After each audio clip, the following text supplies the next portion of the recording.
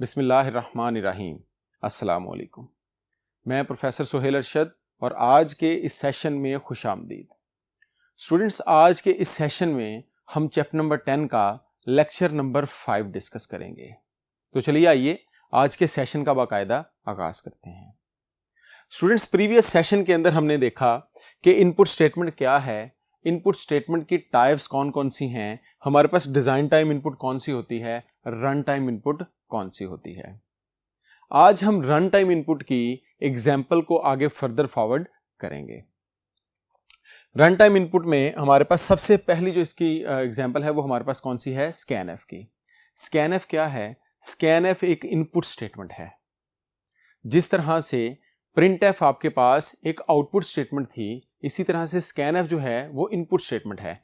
Printf के जरिए हम प्रोग्राम की आउटपुट को स्क्रीन पर दिखाते थे, जबकि स्कैनएफ के जरिए हम क्या करेंगे, हम यूजर से इनपुट लेंगे और किसको देंगे, प्रोग्राम को।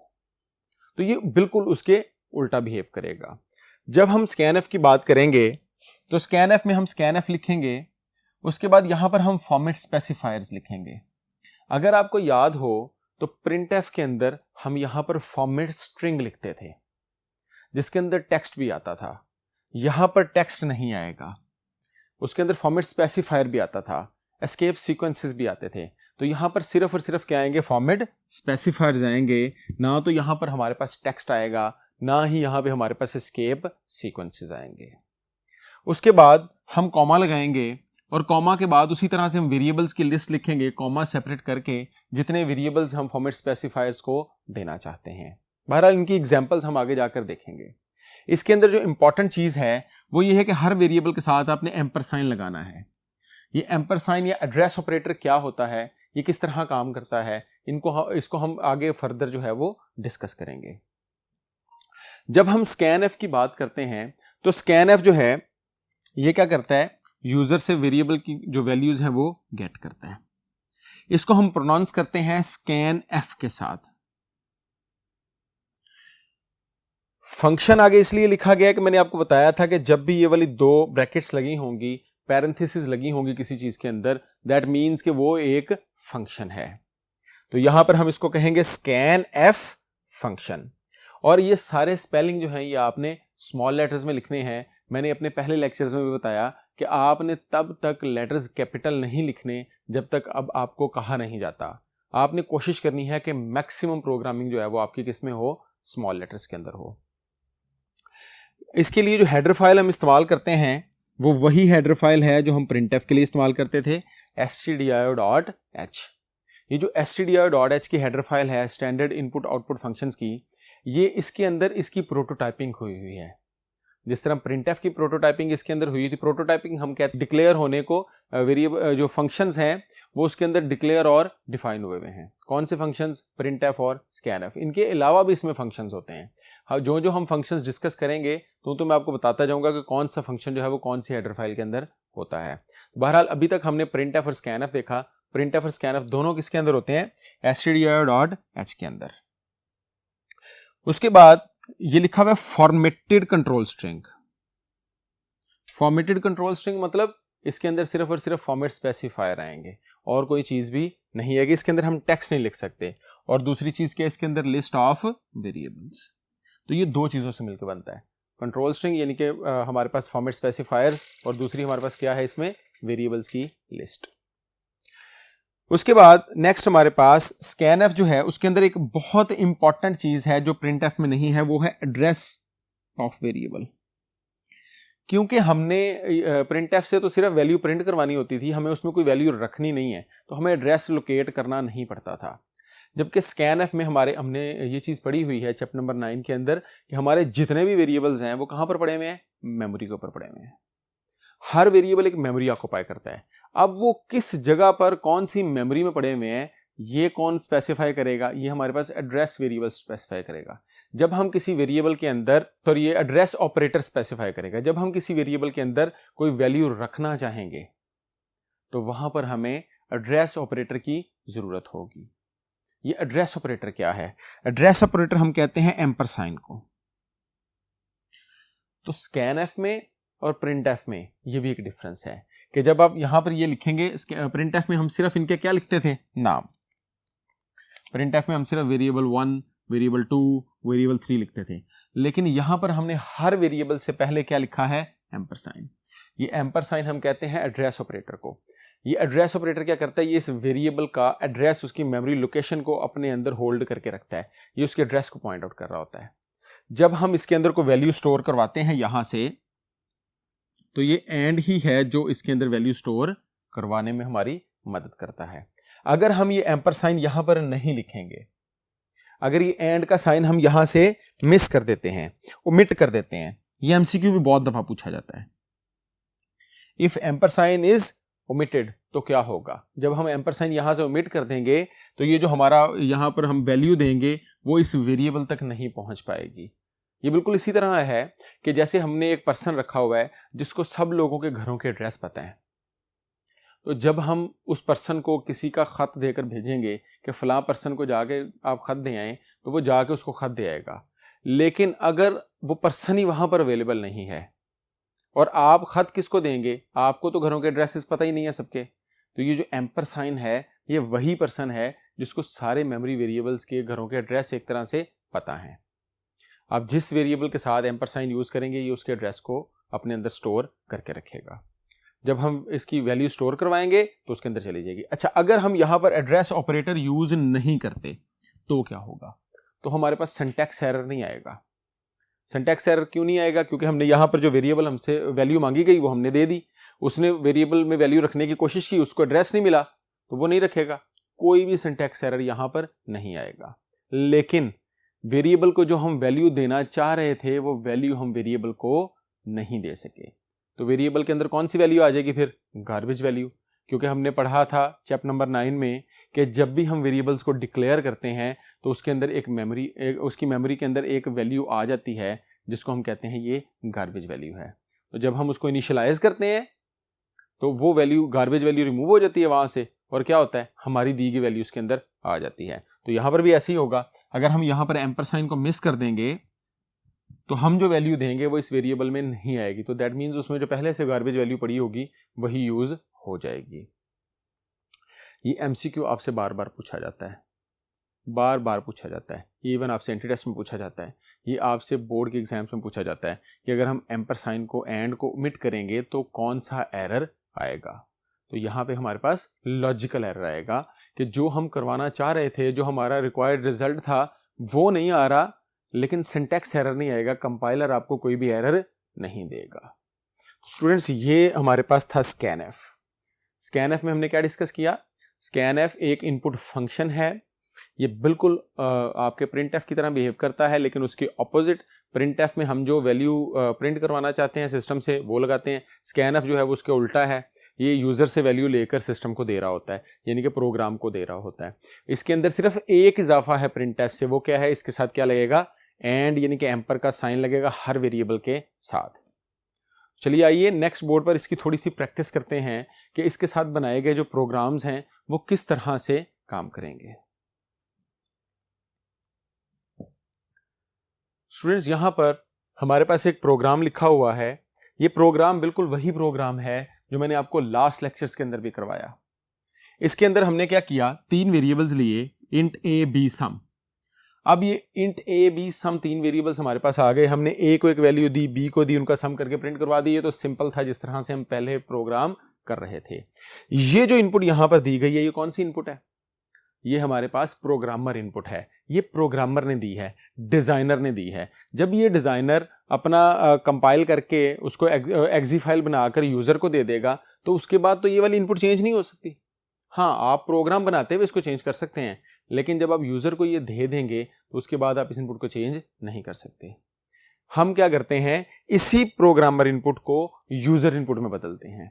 हम क्या करेंगे, a इज इक्वल टू 10 इसको क्रॉस कर देते हैं और इसकी जगह हम क्या लिखेंगे जी, स्कैनएफ %d, और किसको वैल्यू असाइन करनी थी हमने, a को, तो यहां पर हम लिखेंगे एंड a। ये सिर्फ और सिर्फ एंड का इजाफा हुआ।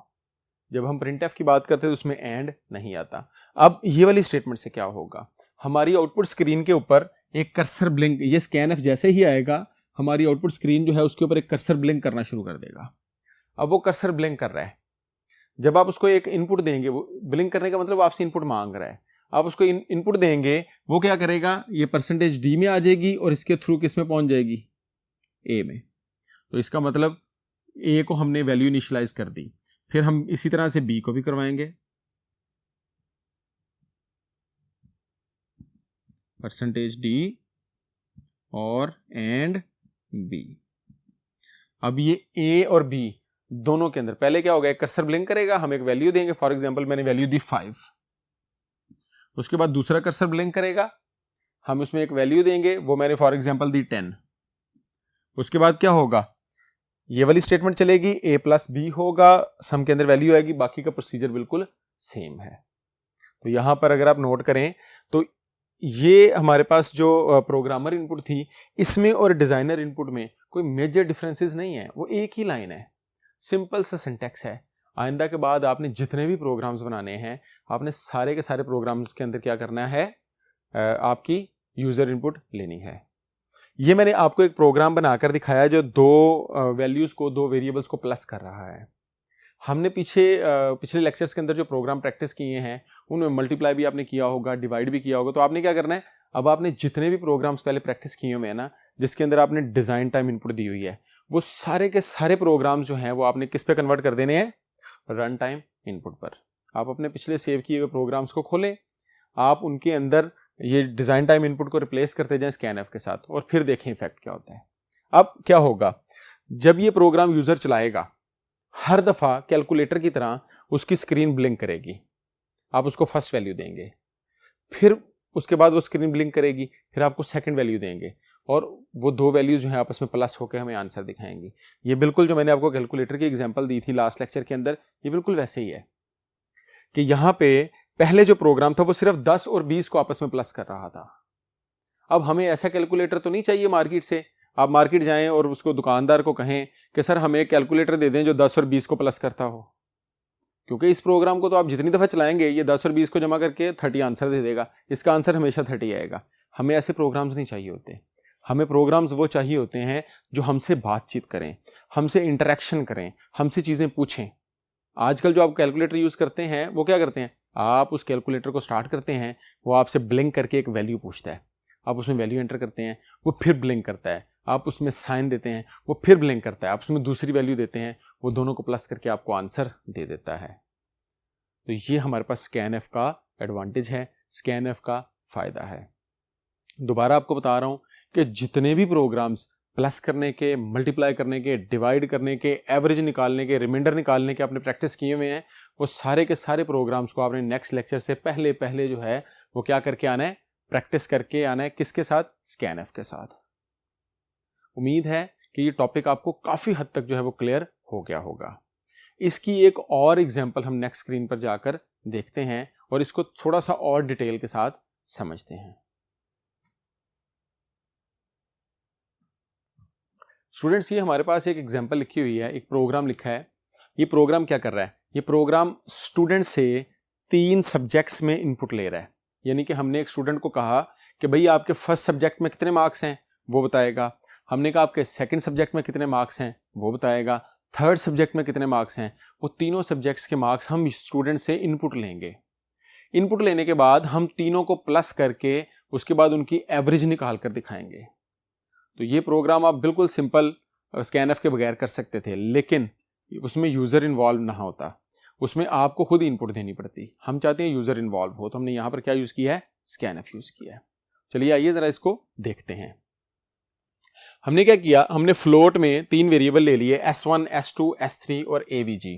जब हम 3 वेरिएबल्स लेंगे तो हमारी मेमोरी में कितने बॉक्सेस बनेंगे, 3।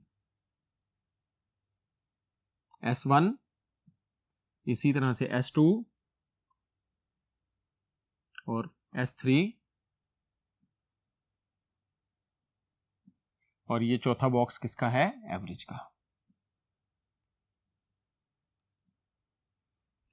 अब ये तीनों बॉक्सेस जो हैं, ये हमारे पास, ये जब हमने वेरिएबल्स को डिक्लेयर किया इस लाइन में, तो ये 3 बॉक्सेस मेमोरी में क्रिएट हो गए और हमने पहले ही बताया था कि जैसे ही कोई वेरिएबल डिक्लेयर होता है वो डिफाइन भी हो जाता है मेमोरी के अंदर, और उसमें कोई भी एक वैल्यू, रैंडम वैल्यू जो उस मेमोरी में पड़ी होती है वो उसको असाइन हो जाती है। अभी हमने इसको कोई वैल्यू असाइन नहीं की। अब यहाँ पे इस लाइन में मैंने क्या किया है, मैंने इस लाइन में स्कैनफ यूज किया, लेकिन इस स्कैनफ से पहले मैंने प्रिंटफ यूज किया है। आप दोबारा रिकॉल करें, हमने प्रिंटफ की दो टाइप्स पढ़ी थी। एक टाइप थी सिर्फ मैसेज प्रिंट करवाने के लिए, तो यहां पर अभी मैंने जो प्रिंटफ इस्तेमाल किया वो कौन सा है, जो सिर्फ मैसेज प्रिंट करवा रहा है। मैंने लिखा enter marks for first subject, उसके बाद मैंने लगाया स्कैनफ %f और स्कैनफ में इनपुट लेने की कोशिश की। अच्छा, यहां पर अगर मैं मैसेज प्रिंट ना करवाऊं, आप इमेजिन करें कि आप एक प्रोग्राम जो है आपने इंस्टॉल किया अपने कंप्यूटर में, आप उस प्रोग्राम को स्टार्ट करें और वो उस प्रोग्राम में कुछ भी मैसेज ना आए, वो सिर्फ कर्सर ब्लिंक करता हुआ नजर आए, तो क्या आपको समझ आएगी कि ये कर्सर आपसे कौन सी इनपुट मांग रहा है? नहीं। हम क्या करते हैं, इसलिए स्कैनफ से पहले प्रिंटफ, ये लाजमी नहीं है, लेकिन हम स्कैनफ से पहले प्रिंटफ के अंदर क्या प्रिंट करवाते हैं, मैसेज प्रिंट करवाते हैं, वो वाला मैसेज जो हम स्कैनफ से इनपुट लेना चाहते हैं। अब हम क्या करेंगे, हमने लिखा enter marks for first subject, तो हमारी आउटपुट स्क्रीन पर क्या लिखा आया, enter marks for first subject, और उसके आगे कर्सर ब्लिंक कर रहा है। अब आपको मैसेज मिल गया कि ठीक है, यहां पर जो मुझसे इनपुट मांगी जा रही है वो कौन सी है, सब्जेक्ट की, पहले सब्जेक्ट के नंबर मुझसे पूछे जा रहे हैं, तो आप वहां पर वो इनपुट देंगे।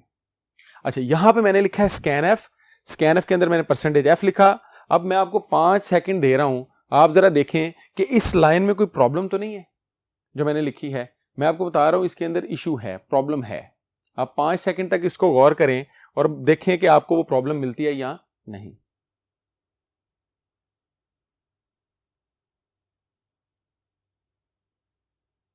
जी स्टूडेंट्स, प्रॉब्लम आइडेंटिफाई हुई। क्या प्रॉब्लम थी इसके अंदर, इसके अंदर हमने यहां पर एम्परसाइन नहीं लगाया। अभी मैंने आपको पिछले प्रोग्राम में पढ़ाया कि जब भी आप स्कैनफ यूज करेंगे आप क्या लगाएंगे, वहां पे एम्परसाइन लगाएंगे। ये जो एम्परसाइन है ये एड्रेस ऑपरेटर कहलाता है। जब आप प्रिंटफ के बाद स्कैनफ पर शिफ्ट होते हैं तो आपको सबसे ज्यादा जो मसाइल फेस करने पड़ते हैं वो यही हैं। आप प्रोग्राम बना लेते हैं, वो कोई एरर भी नहीं दे रहा होता और आपका प्रोग्राम ठीक भी नहीं चल रहा होता, तो वहां पर आपने गौर करना है कि आपने हमेशा सबसे पहले ये चेक करना है कि एम्परसाइन लगाया या नहीं लगाया। इसको हम कहते हैं ये एड्रेस ऑपरेटर है।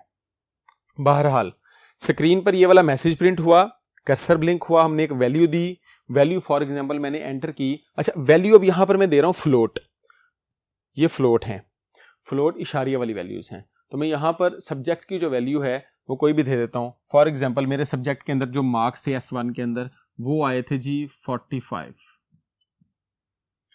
उसके बाद सेकंड मैसेज स्क्रीन पर प्रिंट हुआ, enter marks for second subject. उसके बाद दोबारा ये वाला कर्सर ब्लिंक हुआ। अब ये कर्सर ब्लिंक हुआ, जो हमने वैल्यू दी वो किस में चली गई, S2 में। फिर ये मैसेज आया enter marks for third subject. उसके बाद ये जो स्कैनफ में हमने वैल्यू दी वो किस में चली गई, थर्ड सब्जेक्ट के अंदर। यहां तक अब हमारा काम हो गया। उसके बाद हमने ये कैलकुलेशन की S1 plus S2 plus S3 और उसको डिवाइड कर दिया 3 पे। हमने इसको ब्रैकेट के अंदर इसलिए लिखा है कि अगर ब्रैकेट में ना लिखते तो ये S3 जो है वो 3 पर पहले डिवाइड हो जाता और उसके बाद बाकियों में प्लस होता, क्योंकि हम जानते हैं कि डिवीजन का जो सिंबल है उसकी जो प्रेसिडेंस है वो हाई है। वो हाई है किससे, प्लस से, तो प्रेसिडेंस हाई होने की वजह से पहले ये सॉल्व हो जाता, इसलिए हमने इसको ब्रैकेट में इनक्लोज किया कि पहले ब्रैकेट सॉल्व होंगी, तीनों जमा होंगे, फिर 3 पर डिवाइड होगा और एवरेज के अंदर इसका आंसर आ जाएगा और हम नीचे एवरेज के अंदर उसको प्रिंट करवा लेंगे। अब यहां पर इसमें देखें मैंने जो है वो क्या लिखा है, average marks is equal to percentage F लिखा आएगा। Average marks is equal to percentage F में जो भी आंसर आएगा वो यहां पर प्रिंट हो जाएगा। अच्छा, यहां पे जब आप इसको बनाएंगे सेम प्रोग्राम को अपने कंप्यूटर के ऊपर तो आपको एक इशू आएगा। वो इशू क्या आएगा, लिखा आएगा जी enter marks for third subject. आपने उसमें जो मार्क्स एंटर किए होंगे आपका आंसर बिल्कुल उसके आगे नजर आ जाएगा, बिल्कुल एग्जैक्टली उसके आगे। तो उसके लिए आपको क्या करना है, आपको अगर इस तरह से होगा तो आपने इसके स्टार्ट में क्या लगा देना है, /n।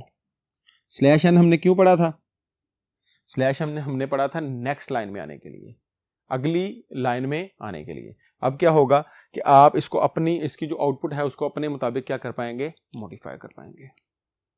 तो स्टूडेंट्स आज हमने अभी तक क्या पढ़ा, हमने पढ़ा कि स्कैनएफ क्या है, स्कैनएफ का सिंटैक्स क्या है।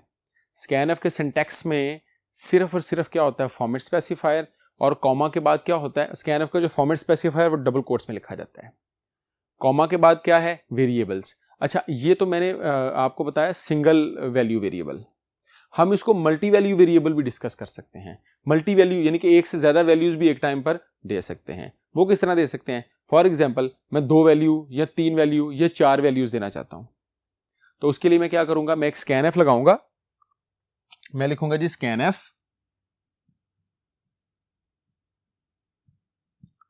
%d। मैं 2 वैल्यूज देना चाह रहा हूं तो मैंने कितनी दफा %d लिख दिया, 2 दफा लिख दिया। उसके बाद मैंने यहां पे कॉमा लगाया, फिर मैंने लिखा and a, and b।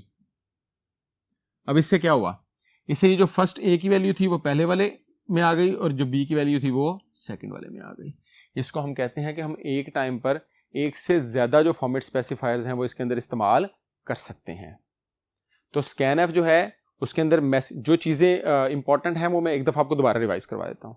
Scanf के अंदर आप फॉर्मेट स्पेसिफायर यूज करेंगे, कॉमा के बाद वेरिएबल्स की लिस्ट यूज करेंगे, हर वेरिएबल से पहले आप क्या यूज करेंगे, एम्परसाइन यूज करेंगे, जिसको हम एड्रेस ऑपरेटर कहते हैं। अगर ये एम्परसाइन आपके प्रोग्राम में मिस होता है तो सिंटैक्स एरर नहीं आएगा, लॉजिकल एरर आएगा। ये बात बहुत इंपॉर्टेंट है। क्यों आएगा, क्योंकि आपका एड्रेस मिस हो रहा है, आपके वेरिएबल का एड्रेस उसको लोकेट नहीं हो रहा। फिर आप इस स्कैनएफ के अंदर एक से ज्यादा फॉर्मेट स्पेसिफायर्स इस्तेमाल कर सकते हैं। आपकी जितने फॉर्मेट स्पेसिफायर्स की तादाद इधर होगी उतने ही वेरिएबल्स उसको आप आगे असाइन करेंगे। तो यहां पे हमारा जो स्कैनएफ का टॉपिक है वो खत्म होता है। स्कैनएफ में बस इतना ही है कि जो हम इसके ऊपर जितनी हम इसके ऊपर प्रैक्टिस कर सकेंगे ये उतना ही हमारे कमांड में आ जाएगा, और आपने नेक्स्ट लेक्चर से पहले इसकी मैक्सिमम प्रैक्टिस करके रखनी है। वो इसलिए कि आज के बाद जितने भी प्रोग्राम्स बनाए जाएंगे वो सारे के सारे प्रोग्राम्स के अंदर हम क्या यूज करेंगे, स्कैनएफ यूज करेंगे। आने वाले लेक्चर्स में हम जो इनपुट स्टेटमेंट है उसकी बाकी की इनपुट स्टेटमेंट्स जो getch और getche है वो देखेंगे, उनके कुछ प्रोग्राम्स की प्रैक्टिस करेंगे, और फिर हम इस चैप्टर का रिव्यू लेंगे इंशाल्लाह ताला। तब तक के लिए अपना ख्याल रखें। नेक्स्ट लेक्चर में दोबारा मुलाकात होगी। अल्लाह हाफिज़।